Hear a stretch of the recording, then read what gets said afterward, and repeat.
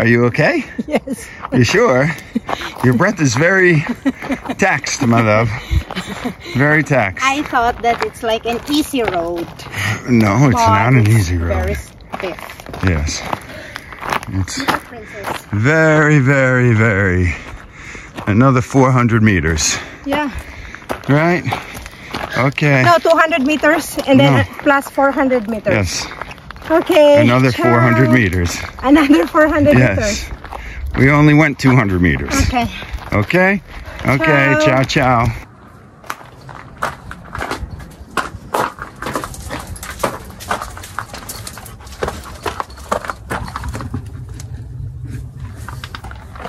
And we have to drive over there on the top of the mountain. You walk. Walk rather. Walk, going to the car. Oh wow. Going to Santa Magdalena Castle.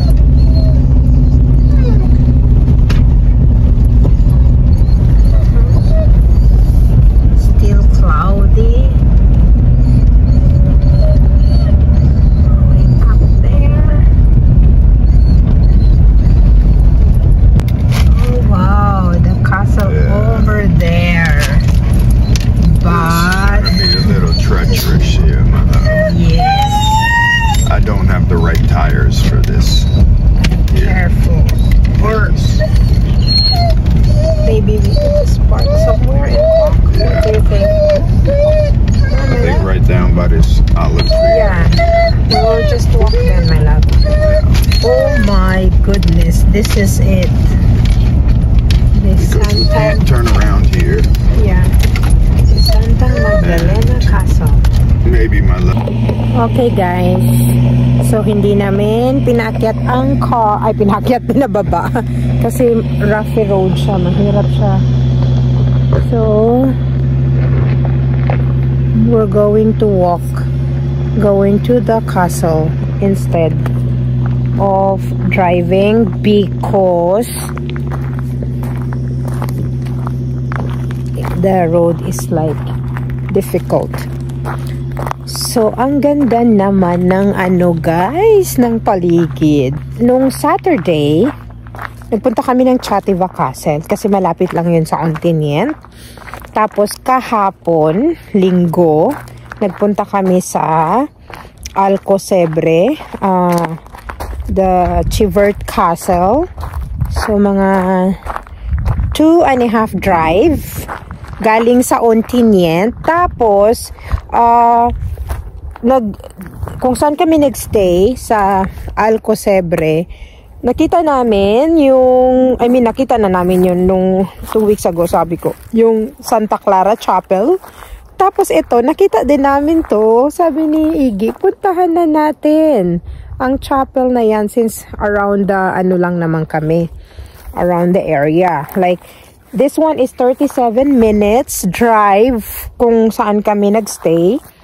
Tapos, kahagabi, yung pinuntahan naming castle, 21 minutes drive lang din. So, yun, hinantay ko sila guys. Kasi iniwan ng kotse sa taas dahil mahirap ang daan. So, mag-walk kami going to the castle. Ikot ko na naman kayo dito sa Spain.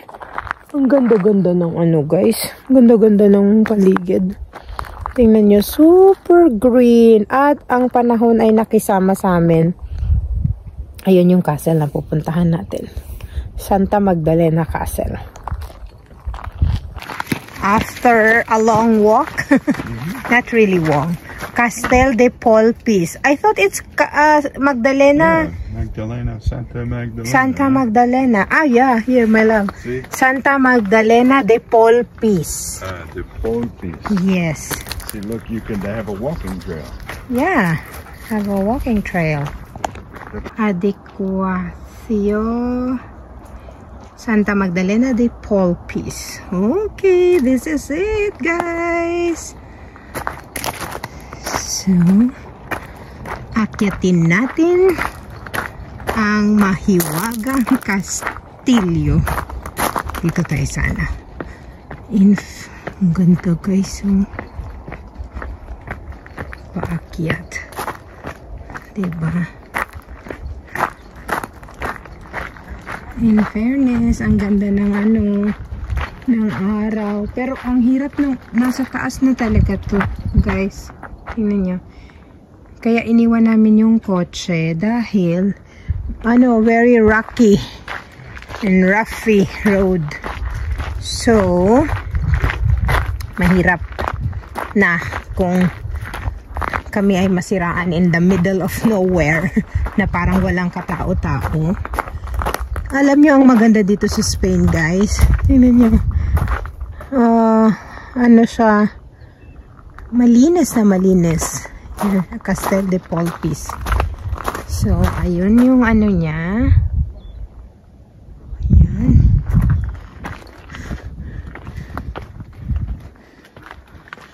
Pakit tayo, guys. Here. Oh. So, pakit tayo. Harap ko na lang yung kasi puro bato lang nakikita nyo. Pakit tayo, guys. Vlogging is life. Ito na siya, guys. Oh, wow, sarap ng hangin. Breezy feeling and airy. So, hindi ko alam kung saan ako. So, ayan siya. Ito.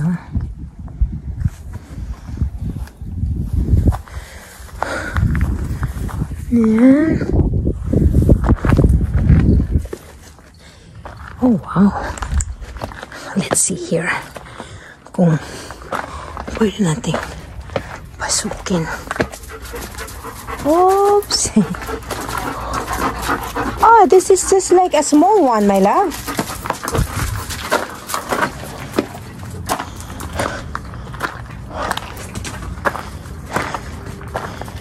Here is close.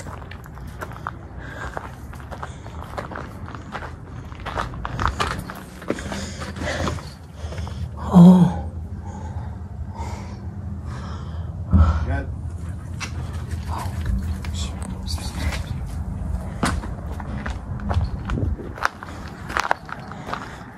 Okay.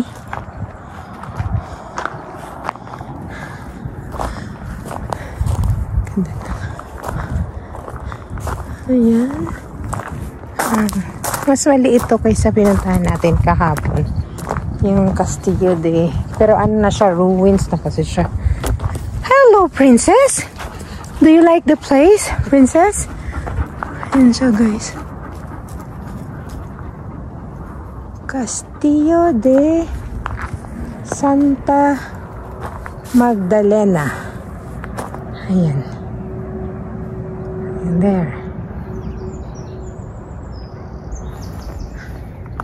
So, ayan ang view.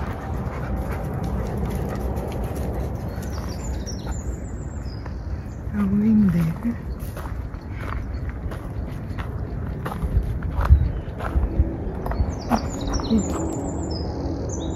Takot, guys. Pero malaki yung yung Chivert Castle, yung pinuntahan. So this is the other part of the castle and the view over there. So green.